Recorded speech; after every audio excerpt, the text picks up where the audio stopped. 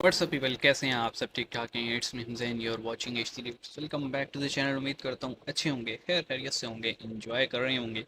हम बात करने वाले हैं रशिया और इंडिया की एक आर्म्स डील पे, डिफेंस डील पे। वह ये है कि एक दिन के अंदर अंदर रशिया ने तकरीबन 4 बिलियन डॉलर्स के, लगभग 4 बिलियन डॉलर्स के जो वेपन्स हैं वो रशिया ने ख़रीदे हैं इंडिया से। अब देखा जाए तो अगर आप डिफेंस एक्सपेंडिचर की बात करें तो रशिया अपना असला खुद बनाता है, अमेरिका भी खुद बनाता है और लोगों को भी बेचता है। तो ख़रीदने की ज़रूरत क्यों पड़ी? क्योंकि एक काइंड ऑफ सर्ज है यूक्रेन वॉर के अंदर। बहरहाल, और इंडिया के साथ वो वैसे भी अपनी टेक्नोलॉजी शेयर करते रहते हैं, तो ये एक कह सकते हैं हम डेवलपमेंट है। बहरहाल, वीडियो देखेंगे तो एक अच्छा अंदाज़ा होगा। स्टार्ट करते हैं। सब्सक्राइब कर लो, बेल आइकन प्रेस कर लो, नई नई चीज़ें ज़रूर सजेस्ट करना। और निर्मल भाई, आपकी रिक्वेस्ट आ गई है, वो हो जाएगी, मेरे पास आ गई है, हो जाएगी। देखते हैं 3 2 1 9। नमस्ते दोस्तों, जय हिंद। हिंदुस्तान स्पेशल में आपका स्वागत है। दोस्तों, रूस दशकों से भारत का सबसे विश्वसनीय हथियार सप्लायर रहा है। MiG, Sukhoi jet, BrahMos missile और अब S-400 मिसाइल सिस्टम भारत और रूस के बीच सैन्य संबंधों का प्रतीक है। यूक्रेन युद्ध के बाद भी भारत लगातार रूस से हथियार खरीद रहा है। वहीं रूस ने भी S-400 समेत कई मिसाइलें और अन्य सैन्य साजो सामान भारत को भेजे हैं। इसी बीच अब रूस के निर्यातकों ने भारत में बने 4 अरब डॉलर के हथियार और अन्य साजो सामान खरीदा है। दरअसल अमेरिकी प्रतिबंधों के कारण रूस का पैसा वॉस्ट्रो खाते में फंसा हुआ है। इसी पैसे से रूस ने अब हथियार खरीदे हैं। रूस के व्यापारी अब भारतीय रुपए में व्यापार करना शुरू कर चुके हैं। अक्टूबर तक रूसी निर्यातकों के 8 अरब डॉलर वॉस्ट्रो खाते में फंसे हुए थे।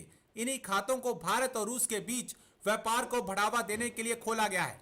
इसमें भारतीय रुपया है और एक घरेलू बैंक में इसे संचालित किया जाता है। पाकिस्तान और भारत के दरमियान तजारत जो है वो बहाल होनी चाहिए, और अगर बहाल होनी पाकिस्तान चाहिए की तो वो हुकूमत कौन और से ताजिर फैक्टर्स हैं दोनों कह रहे हैं। एज ए सफारत कारी के तौर पर या वजारत ख़ारजा के तौर पर कि जिसको दोनों तरफ से इन चीज़ों को बेहतर करने की ज़रूरत है, और दोनों मुल्कों के क्या ये मफाद में है? सर, इंडिया का तो पता नहीं, पाकिस्तान के तो मफाद में देखिए डॉक्टर साहब, ये सवाल मुझे 2 महीने पहले लंदन में करीबन किया गया था।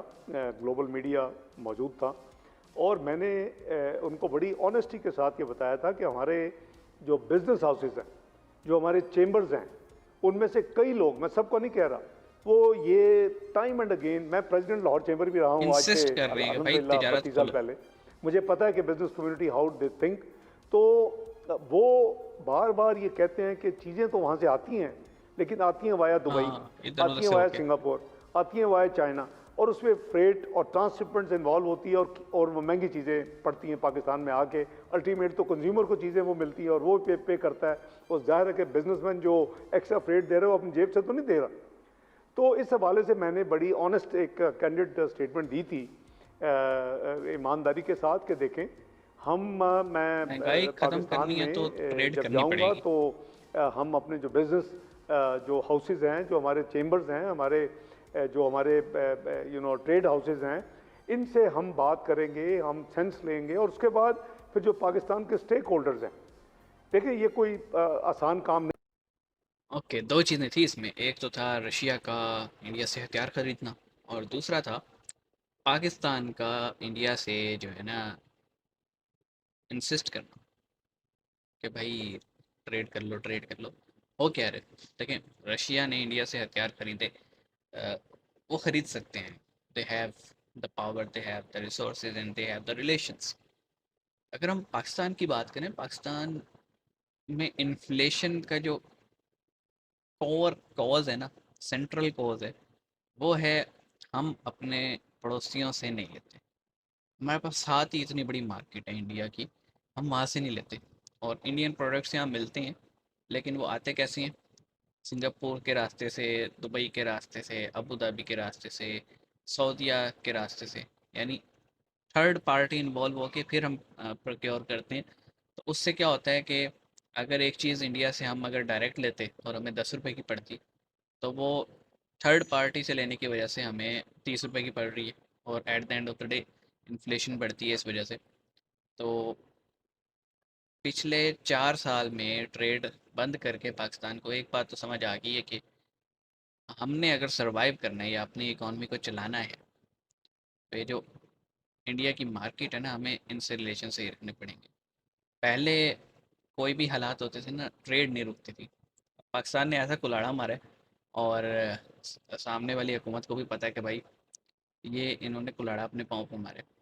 तो वो अब कह रहे हैं कि पहले क्रॉस बॉर्डर टेररिज्म ख़त्म करो, फिर ट्रेड होगी। और पता नहीं क्यों हमारी हुकूमत इस चीज़ पे आती ही नहीं। अगर मुल्क का सोचें, मेरे ख्याल में हमें ये बात मान लेनी चाहिए, और जो भी एक्टिविस्ट ग्रुप हैं इस तरह के, उनके ऊपर तगड़ा एक्शन लेना चाहिए अगर हम चाहते हैं कि हमारी आवाम का भला हो। टिप एंड बट्स लगा के बात करूँ।